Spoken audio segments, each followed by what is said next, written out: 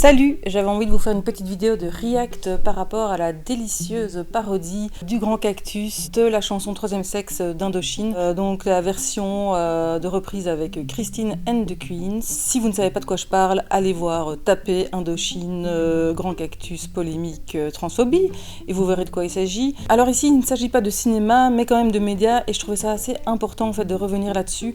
Je sais pas si vous avez un peu suivi le truc sur les réseaux sociaux, ça a fait polémique notamment sur X, sur Instagram, pas trop sur Facebook. Bizarrement, les gens étaient assez dithyrambiques, notamment nos amis français françaises qui ont salué cette humour belge qui heureusement est là pour relever le niveau et dont nous pouvons être si fiers. Donc ça a fait polémique, mais peut-être pas assez selon moi, même si 150 plaintes ont été déposées auprès du Conseil supérieur de l'audiovisuel, et c'est pas pour rien. Moi, ce que j'avais envie de souligner ici, c'est l'importance de déconstruire, même si je n'aime pas ce terme, justement ce type de contenu qui est complètement en fait vicieux, parce que sous couvert d'humour, on se permet de tenir des propos qui sont en fait ni plus ni moins transphobes.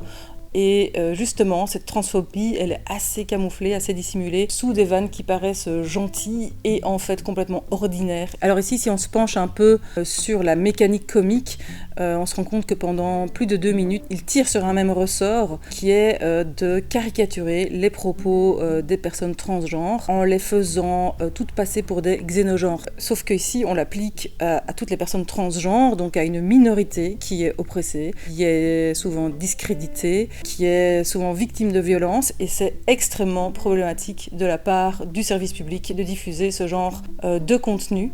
Ce qu'on essaye de faire dans les animations, c'est parfois de se baser sur les arguments fallacieux pour déconstruire un discours problématique, qu'il soit complotiste ou autre.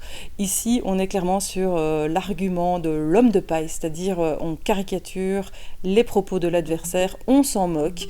Et ici, sous couvert d'humour, ça passe. C'est souvent en fait ce ressort-là qui est utilisé, de dire « Oui, mais c'est ça, moi je suis un camion poubelle et demain matin je serai raton laveur ». C'est de la transphobie ordinaire. Et si vous ne pensez pas que c'est problématique, posez-vous la question de savoir pourquoi ce contenu a été récupéré par des médias d'extrême droite qui s'en réjouissent. Il y a comme ça des discours quotidiens qu'on entend partout et qui nous paraissent légers et humoristiques, et en fait derrière, ça blesse des personnes.